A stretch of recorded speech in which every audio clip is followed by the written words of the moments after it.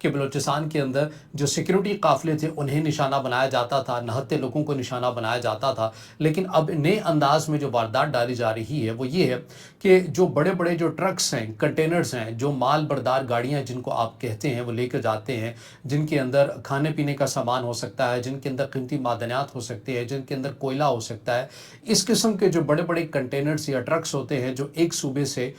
دوسرے صوبے میں جا رہے ہوتے ہیں یا ایک ملک سے دوسرے ملک میں جا رہے ہوتے ہیں، اب یہ امن دشمن جو ہیں یا کالعدم بی ایل اے ہے ان ٹرکس کو، ان کنٹینرز کو بڑی تعداد کے اندر روک کر آگ لگا رہے ہیں یا پھر ان سے بھتہ مانگ رہے ہیں۔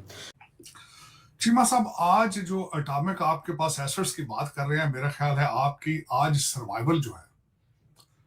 وہ صرف اسی ایک اٹامک ایسٹ کی وجہ سے ہے، ورنہ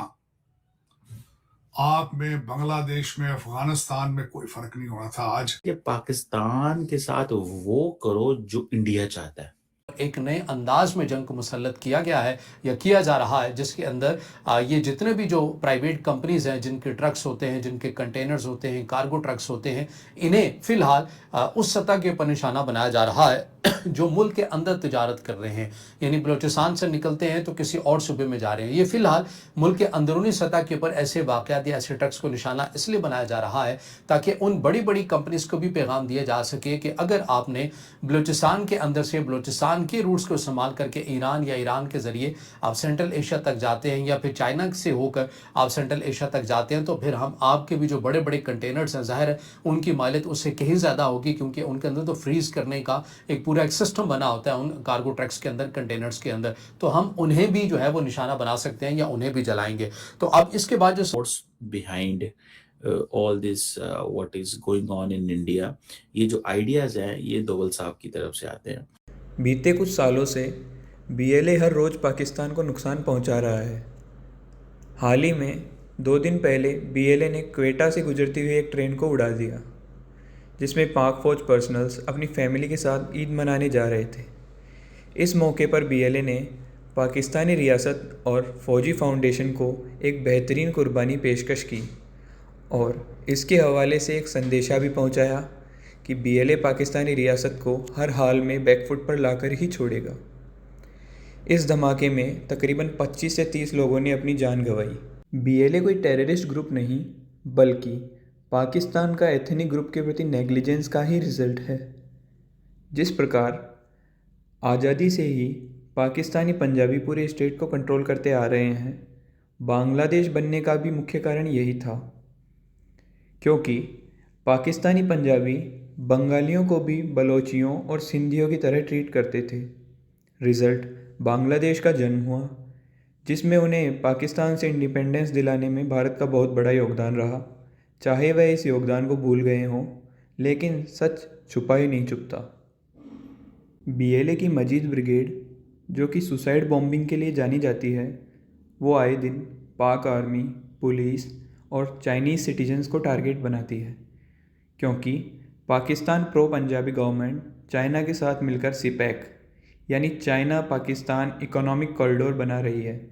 تاکہ وہ بلوچستان کے نیچرل گیس اور کرٹیکل منرلز کو گوادر کے سی روٹ کے ذریعے ایکسپورٹ کر سکے۔ چلیے سنتے ہیں پاکستانی جرنلسٹس کو۔ بتایا جا رہا ہے کہ بلوچستان میں ٹرانسپورٹرز، خاص طور پر بلوچستان گوڈز ٹرکس آنرز ایسوسی ایشن نے مئی 2026 میں معدنیات کے نقل و حمل کو روک دیا ہے اور ہڑتال کا اعلان کیا ہے۔ اس کی وجہ کالعدم بی ایل اے اور دیگر مسلح گروہوں کی جانب سے بڑھتے ہوئے عدم تحفظ اور بھتہ خوری ہے۔ یہ حملے پاکستان کے ایران کے لیے 6 نئے روٹس کھولنے، گوادر پورٹ کی رسائی اور وسیع ایشیا کے لیے لینڈ ٹریڈ روٹس فعال کرنے کے بعد مزید شدت اختیار کر گئے ہیں جو سی پیک اور علاقائی تجارت سے منسلک ہیں۔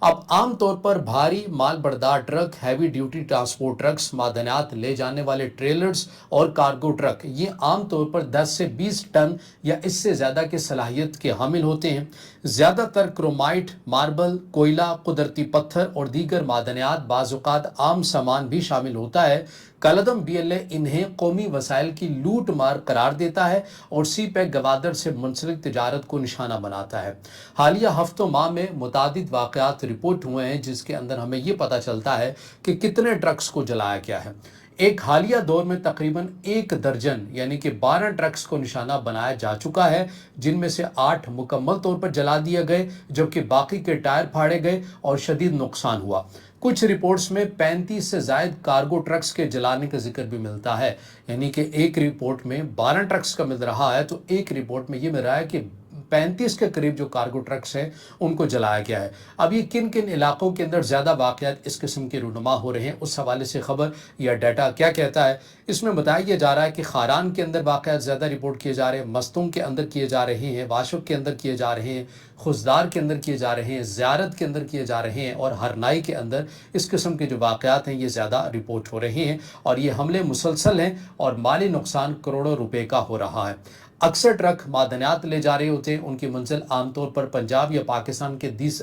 دوسرے جو صوبوں کی صنعتیں ہیں وہ وہاں پر پہنچائے جاتے ہیں۔ خاران کے اندر 5 ٹرک قدرتی پتھر لے جا رہے تھے، کلعدم BLA کی طرف سے انہیں آگ لگا دی جاتی ہے، باقیوں کو گولیاں ماری جاتی ہیں، ڈرائیور مقامی بلوچ سے انہیں وارننگ دے کر چھوڑ دیا جاتا ہے۔ یہ سی پیک روٹ پر تھا، ایران کی طرف نہیں جا رہے تھے۔ اور پھر مسوں کی بات کریں اور خاران کی بات کرتے ہیں تو یہاں پر مئی 2026 کے اندر ہی کرومائٹ اور دیگر معدنیات سے لدے ٹریلرز کلعدم BLA نے کوئٹہ تفتان N14 ہائی وے پر روک کر کئی ٹرکس کو آگ لگائی۔ یہ ٹرک معدنیات ایکسپورٹ یا ملک کے اندر لے جا رہے تھے۔ ہرنائی، زیارت، مانگی کا علاقہ، یہاں بھی مئی 2026 میں کوئلے سے بھرے 5 ٹرک یہ ہرنائی سے پنجاب جا رہے تھے، مسلح افراد نے انہیں روک کر آگ لگا دی۔ نیشنل ہائی ویز بلوچستان کے مختلف حصوں میں خاص طور پر سی پیک روٹس میں اس قسم کے جو واقعات ہیں یہ رپورٹ ہوتے ہوئے آپ کو نظر آ رہے ہیں۔ اس کے علاوہ گوادر کی بات کریں، گبت کی بات کرتے ہیں، گبت کوریڈور جو ہے یہ تفتان اور دیگر ایران وسطی ایشیا جانے والے نئے روٹس بھی متاثر ہیں۔ حملہ آور گروہ چیک پوائنٹس لگا کر ٹرکس کو روکتے ہیں، پھر ان کو لوٹتے بھی ہیں یا پھر ان کو آگ لگا دیتے ہیں۔ اور کوئی بھی جو مین ہائی وے ہے اس کے اندر سیکیورٹی کی پوری طرح کی جو صورتحال ہے وہ ایکٹیو نہیں ہے۔ یہاں پر صورتحال آپ کو خراب بھی نظر آتی ہے، اور ظاہر ہے بلوچستان ایک بڑا صوبہ ہے، جگہ کے لحاظ سے، ایک علاقے کے لحاظ سے، آبادی کے لحاظ سے آپ کو پتہ ہے پنجاب ہے، لیکن رقبے کے لحاظ سے، زمینی رقبے کے لحاظ سے بلوچستان سب سے بڑا صوبہ ہے۔ اور یہاں پر پاکستان کی سیکیورٹی فورسز کو یہی چیلنج آتا ہے کہ اتنے بڑے صوبے کے اندر کس طرح سے ایک ایک جگہ کے اوپر جو سیکیورٹی ہے یا اس کے انتظامات ہیں ان کو کیا جا سکے۔